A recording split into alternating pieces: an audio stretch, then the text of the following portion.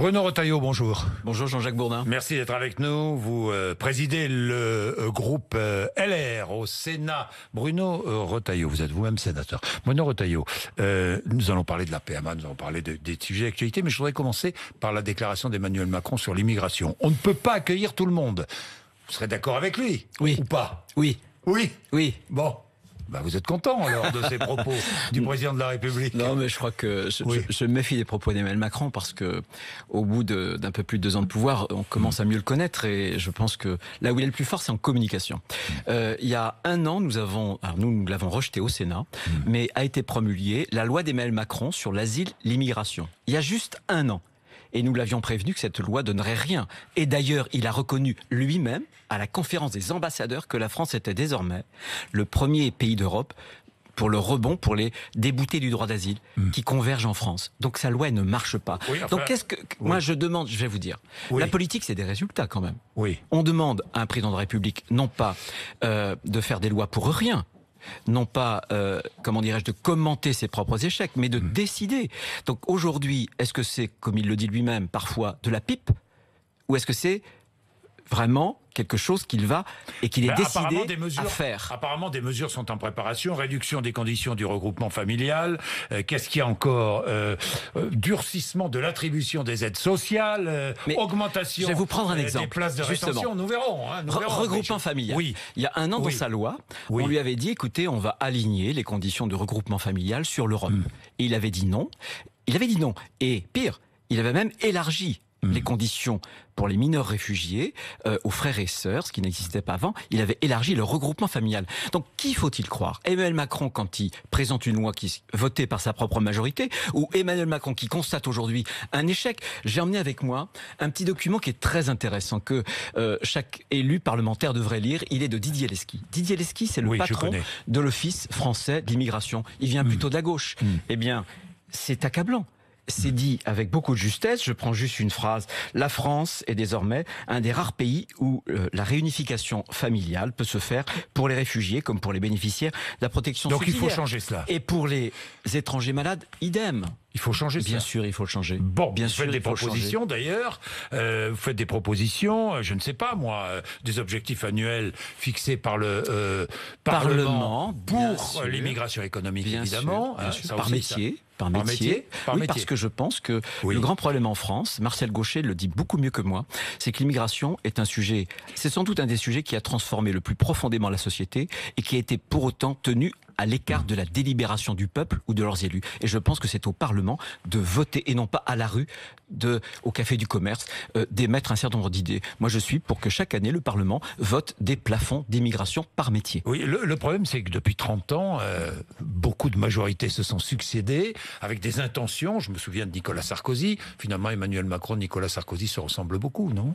Non. Bon. Et finalement, peu d'effets derrière, peu d'actes. Mais parce qu'on n'a pas eu le courage. Mais pourquoi? Parce qu'il n'y a pas eu le courage, absolument. La droite comme la gauche. Et moi, je le dis. Voilà. Oui. Je veux pas porter tous les péchés du monde. J'ai fait partie d'aucun gouvernement. Je ne me sens lié par... À personne.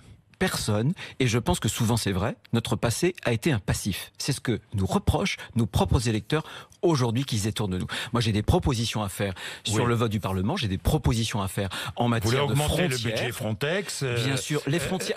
rétablir des frontières nationales. Mais comment rétablir des frontières nationales? Mais Jean-Jacques Bourdin, c'est le cas. Schengen prévoit, et ça a été rétabli à la suite notamment de novembre et des grands attentats. J'allais vous dire, c'est rétabli. Bien sûr. Eh bien, faux. Oui, mais sauf que c'est aujourd'hui une situation particulière. On a besoin de 3 frontières. Une frontière très avancée avec des hotspots sur les pays d'origine.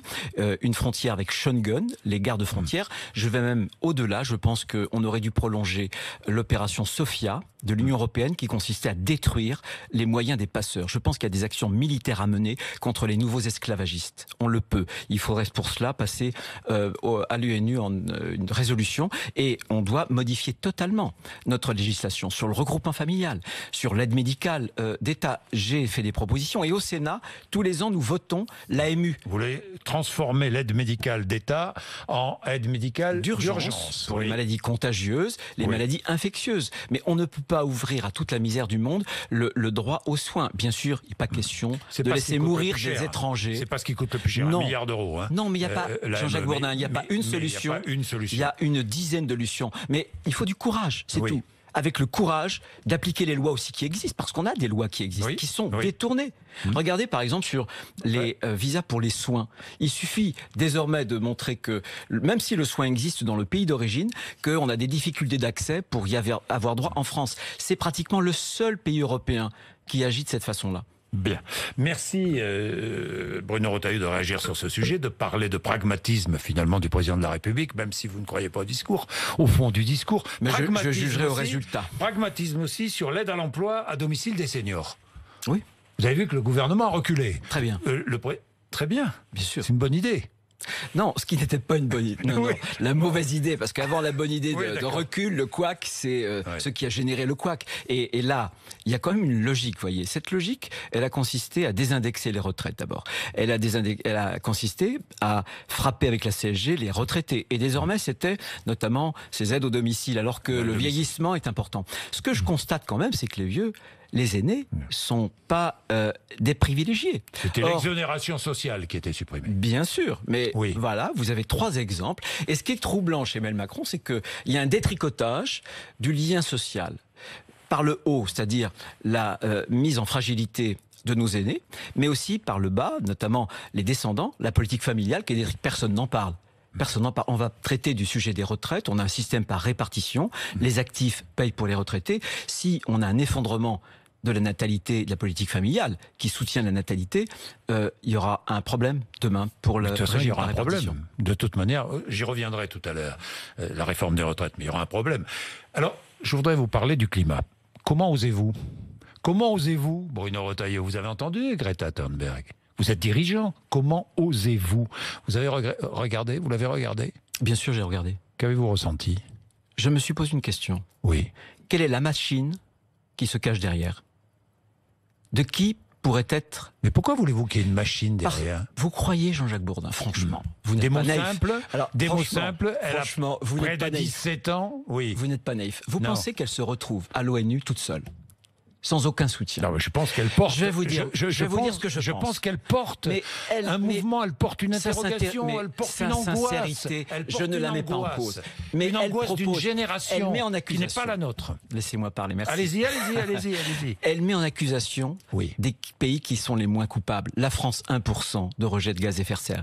Met-elle en accusation la Chine, pratiquement 30%, 28%. Met-elle en accusation les États-Unis? Parce que la Chine n'a pas signé les traités sur les droits de l'enfant. Bien sûr. Mais qu'est-ce que vous voulez que les Français y comprennent de ce point de vue-là? Quelle solution propose-t-elle? Vous dites, mais vous êtes dirigeant. Ben moi, je vous réponds. J'ai vécu, moi, en Vendée, Erika, la catastrophe, il y a très exactement 20 ans. Vous savez, la marée noire. C'est moi qui ai fait inscrire dans le Code civil français, pour la première fois, la notion juridique de préjudice écologique. Pour que les payeurs puissent payer vraiment quand ils sont pollueurs. Le préjudice, mais avant le préjudice, il faut prévenir. Bien sûr, mais je suis d'accord. Mais je suis d'accord. Mais quelle solution? Alors moi j'ai une question à vous poser. Mais quelle solution? Est-ce que vous l'avez entendu proposer une solution? Moi je suis contre cet écologisme catastrophique. Sans doute joue-t-il un rôle à travers l'émotion pour un éveil. Mais il faut des solutions. Il faut quitter le yaka faucon. Alors vous allez nous donner vos solutions, parce que si elle en fait trop, n'est-ce pas parce que les dirigeants n'en font pas assez? Bien sûr.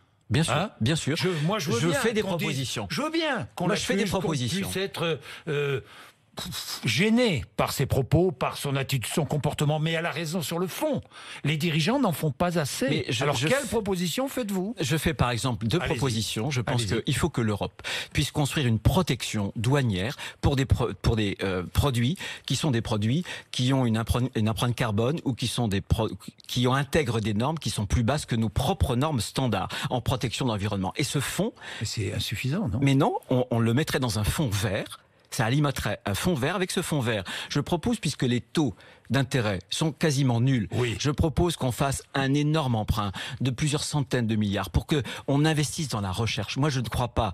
Ne faisons pas de l'écologie une forme de nouvelle religion. Essayons de travailler avec la science, avec la raison. La deuxième chose, abandonnons les traités type Mercosur ou CETA qui détruisent, encore une fois, un certain nombre d'environnements.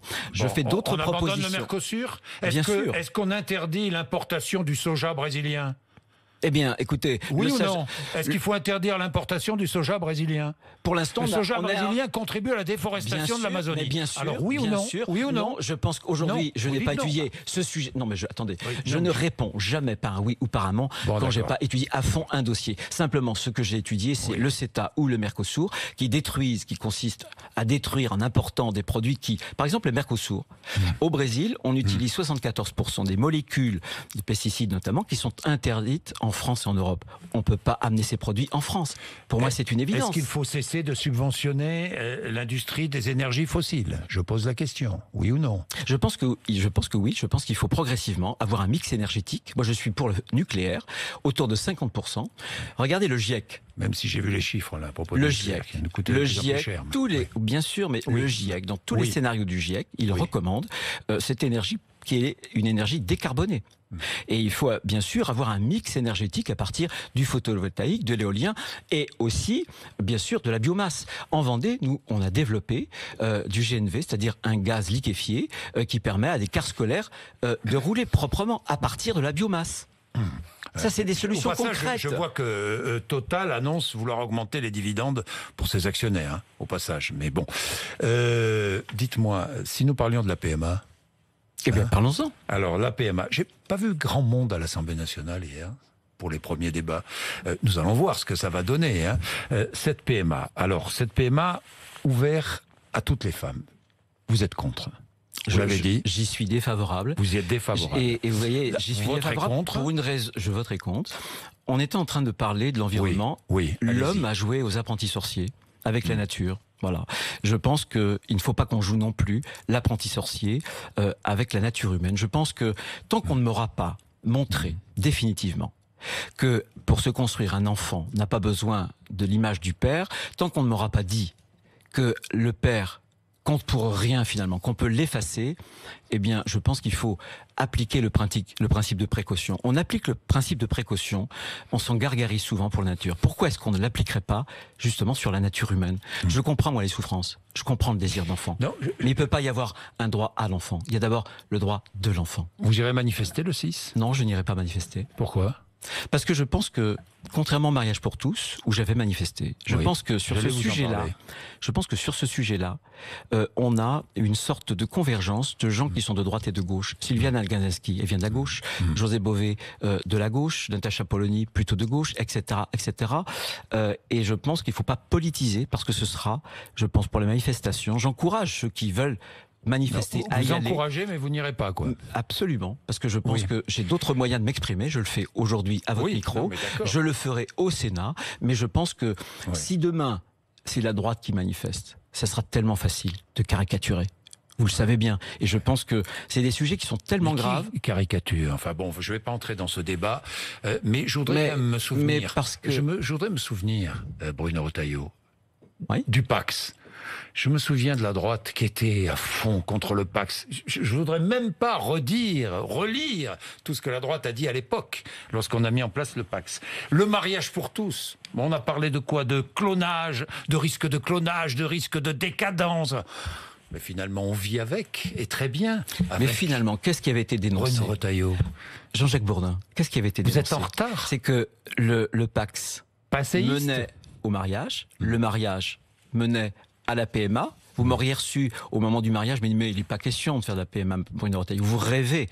La PMA n'est pas dans le texte. On est à la PMA pour toutes, y compris pour des femmes seules. Et sans doute, peut-être même, sur du post-mortem. Et là, on va directement sur la GPA. Vous savez qu'aujourd'hui, on a légalisé en France les effets, les conséquences juridiques d'une PMA frauduleuse qu'on fait à l'étranger. Oui. Vous savez Mais que la recourir GPA, à une mère le gouvernement porteuse, est catégorique et vous dit, mais non, il n'y aura pas de GPA autorisé en France. mais regardez, faux qu'est-ce ou qu'a pas dit M. Touraine hier? Qu'est-ce qu'il a dit? Le rapporteur M. Touraine, il a dit écoutez, la GPA éthique, Sylvia Gazinski traite cela en disant que c'est une plaisanterie de mauvais goût de parler de la GTA éthique. Il dit avançons pas à pas. Donc on avance pas à pas. La meilleure preuve, c'est la Cour de cassation, c'est la Cour d'appel de Paris qui ont légalisé les conséquences de GPA à l'étranger. Donc aujourd'hui, je le dis aux Français. Non, mais on parle pas de GPA, on parle de PMA. Mais je vous dis que la PMA, parce que au nom de quoi vous allez autoriser des couples de femmes à avoir un enfant et que vous interdiriez aux couples d'hommes d'avoir un enfant, puisque le ressort de tout ça, c'est l'égalité. D'ailleurs, des sénateurs LR sont favorables à la GPA. Mais bien sûr, parce que très peu. Comme le président de la commission des affaires sociales du Sénat, par exemple, on a 145. qui est médecin. Oui, mais on a 145. Parce que ça questionne des consciences individuelles. Évidemment qu'on n'est pas monolithique. Et c'est tant mieux qu'on n'est pas une caserne. Moi, à qui appartient son corps? À qui appartient son corps? Oui. À Dieu soi-même, ou à soi-même? À soi-même. Parce que c'est le fond de la question. Eh bien, c'est là où, vous voyez, on a une grande différence. Je pense que là où je m'oppose à la PMA, parce que je pense qu'elle va conduire à la GPA, je pense que même une femme consentante qui accepte de porter un enfant, qui va donner son enfant, au-delà du lien qui s'est créé pendant la gestation. Cette femme, même si, parce que d'habitude, il y a toujours de l'argent, c'est une marchandisation, Jean-Jacques Bourdin. C'est les hommes riches de nos pays qui paieront le ventre. Oui, mais là, des de la PMA et pas de la GPA. Mais justement, pas pareil. Non, c'est la continuité. Et on n'a pas le droit de donner ce qu'on ne possède pas. Même une femme qui ne toucherait pas 1 centime d'euro, elle n'a pas le droit de donner ce qui est un sujet et non pas un objet, un enfant. Bien, mais la GPA n'est pas le sujet de la discussion à l'Assemblée nationale. Je pense qu'il y aura la marchandisation le processus de marchandisation. Je pense qu'on a déjà une pénurie de gamètes. Il va y avoir évidemment une multiplication par 2 ou par 3, chacun le reconnaît. Qu'est-ce qui va se passer vraisemblablement? Comme la Belgique, on ira sans doute acheter des gamètes à l'étranger. Ils le font au Danemark. Donc on va là encore écorcher un des grands principes éthiques français, un des grands principes de notre modèle français, c'est-à-dire la gratuité. C'est pas ce que dit le Conseil national d'éthique. Hein. Oui, mais regardez, l'Académie de médecine. Oui, mais enfin, il y a combien d'hommes et de femmes à l'Académie de médecine? Expliquez-moi. Non, mais parce que et le président de l'Académie de médecine aussi, qui est proche, Jean-François Mattei, non? Pas proche de la Manif pour tous, non?